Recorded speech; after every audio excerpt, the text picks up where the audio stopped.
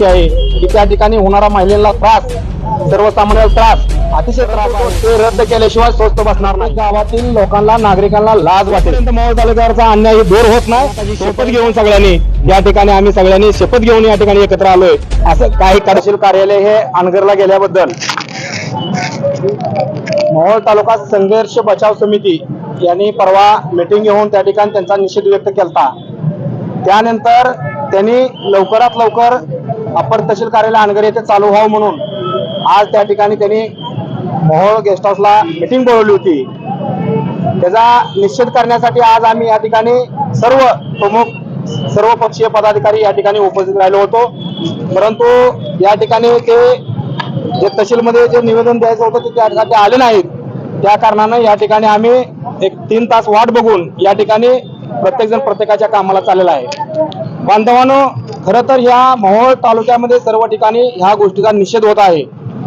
ही झालेली घटना आहे अतिशय दुर्दैवी आहे. प्रत्येक सर्वसामान्य नागरिकाला, शेतकऱ्याला, तसेच शाळेतील मुलाला, मुलीला अतिशय होणारा त्रास, मोहोळ पासून पुढं जाणं अतिशय कठीण जाणार आहे. तिथली वागणूक, तिथली वर्तणूक जी आहे ती व्यवस्थित नाही. आज या मोहोळ तालुक्यातील सह सोलापूर जिल्ह्याला आपल्या सगळ्याला माहिती आहे की त्या ठिकाणी होणारा महिलांना त्रास, सर्वसामान्यांना त्रास, अतिशय त्रास आहे. त्यामुळे या ठिकाणी काही जर झालं तर या ठिकाणी मोहोळ तालुका बचाव संघर्ष समिती या ठिकाणी कुठलंही धोरण स्वीकारेल, परंतु ते रद्द केल्याशिवाय स्वस्त बसणार नाही.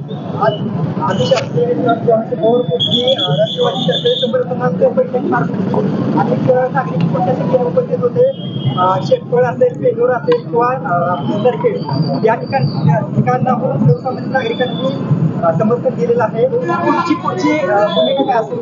आज तुम्हाला सांगतो त्या ठिकाणी ज्याच्या कोणी समर्थन दिलंय, खरं तर त्यांचा प्रत्येक गावातील लोकांना, नागरिकांना लाज वाटेल.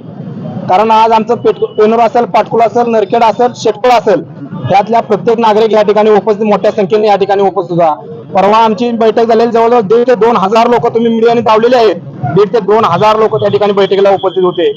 जर का कोणी त्या ठिकाणी समर्थन दिलं असेल तर राजकीय दबावातून दिलेलं असेल. त्यांनी काय मनानं प्रेमानं दिलेलं समर्थन नसेल. जर का तुम्हाला समर्थनच घ्यायचं असेल तर प्रत्येक गावागावात त्या ठिकाणी ग्रामसभा लावा. ग्रामसभा लावून, जाहीर ग्रामसभा लावून त्या ठिकाणी समर्थन घ्या. आम्ही त्याला समर्थन तुम्हाला द्यायला तयार आहे.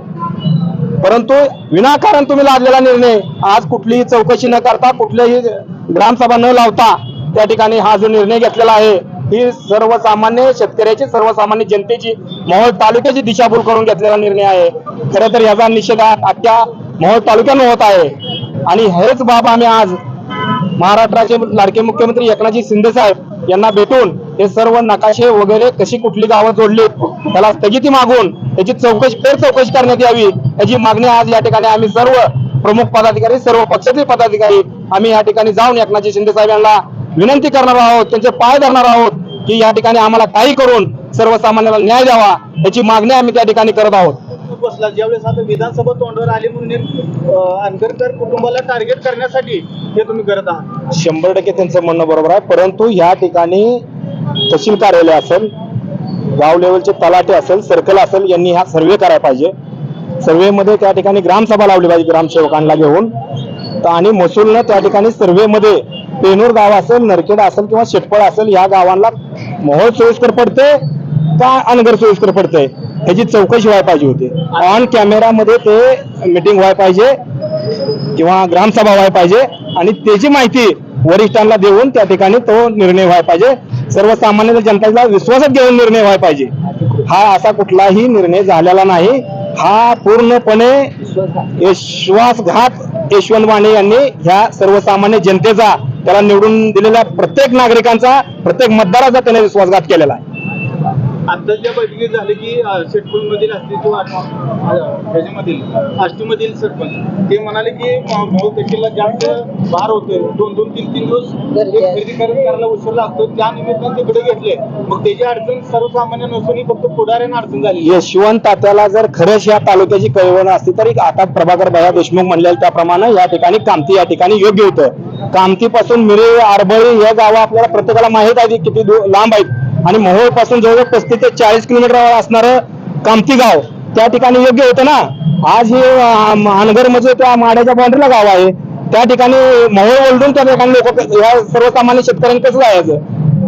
या ठिकाणी या पेनोर असेल या प्रत्येक गावातून एसटीची सुद्धा देखील सोय नाही किंवा एखादा टमटम सुद्धा त्या अनगरला जात नाही आहे. असं जाणारा रिकामा या ठिकाणी प्रत्येक जणाची त्या ठिकाणी रस्त्यावरनं जाणाऱ्या व्यक्तीची अडवणूक होती आणि परत तहसील कार्यालयाच्या कामानिमित्त जाणाऱ्या व्यक्तीचा काय हाल होईल ते आपण पाहताय. त्या ठिकाणी आज मी बऱ्याचशा गोष्टीवर जात नाही अनगर मधल्या, तर प्रत्येक महिलेला प्रत्येक पुरुषांना असेल प्रत्येक त्या घराघराला प्रत्येक कुटुंबाला त्या ठिकाणी होणारा त्रास जे आहे तुम्ही आज सोशल मीडियावर बघता ते थिटे मॅडम असेल, मी त्या विषयात पडणार नाही, तो त्यांचा वैयक्तिक विषय आहे. परंतु हा जो अन्याय झालाय त्याची दाद आम्ही आज या ठिकाणी एकनाथ शिंदे साहेबांना 100% मागणार आहोत. सर्व विषय आम्ही या ठिकाणी महाराष्ट्राचे मुख्यमंत्री एकनाथजी शिंदे साहेब यांना, राष्ट्रवादीचे महाराष्ट्राचे प्रवक्ते उमेश पाटील असतील, विजयराजदादा डोंगरे असतील, दीपक गायकवाड असतील, प्रभाकर भाया देशमुख असतील, या ठिकाणी रमेश माने असतील, मानाजी बापू माने असतील, असे प्रमुख 10 ते 12 जण आम्ही त्या ठिकाणी मुख्यमंत्री एकनाथ शिंदे साहेब यांना उद्या 11 वाजता भेटून त्या ठिकाणी पूर्णपणे ती माहिती आम्ही या ठिकाणी कसा अन्याय शेतकऱ्यांवर झालाय, कसा सर्वसामान्य जनतेवर झालाय याची माहिती आम्ही त्या ठिकाणी 100% देणार आहोत. आणि 100% हे सर्वसामान्य जनतेचे महाराष्ट्राचे मुख्यमंत्री आहेत, त्याच्यावर 100% ऍक्शन घेऊन तात्काळ त्याला स्थगित देतील अशी 100% आम्हाला खात्री आहे.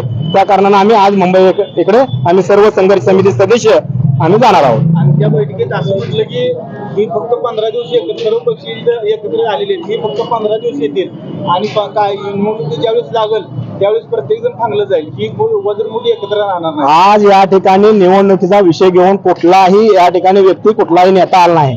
प्रत्येकाचा विचार प्रत्येक जण मांडणार आहे, प्रत्येकाचा राजकीय विषय प्रत्येक जण त्याचा तो निर्णय घ्यायला समर्थ आहे. परंतु आज आम्ही मोहोळ तालुक्यावर झालेल्या अन्यायासाठी आम्ही सगळेजण एकत्र आलोय आणि जोपर्यंत मोहोळ तालुक्यावरचा अन्याय दूर होत नाही तोपर्यंत कोणी किती जर प्रयत्न केला फोडायचा तर या ठिकाणी नागनाथाची शपथ घेऊन सगळ्यांनी या ठिकाणी आम्ही सगळ्यांनी शपथ घेऊन या ठिकाणी एकत्र आलोय. असं काही कदापि होणार नाही आणि कोणी होणार नाही. ती फूट पाडण्याचा प्रयत्न करतील, काय डाव करतील, काहीतरी अफवा उठवतील, ही मॅनेज झालाय तो मॅनेज झालाय, तशी कुठलीही गोष्ट होणार नाही. आणि जो मॅनेज होईल त्याला नागनाथ महाराज कधीच माफ करणार नाही. नागनाथाची नगरी मोहोळ तालुक्याला माहिती आहे की कुणालाच सोडणारही नाही.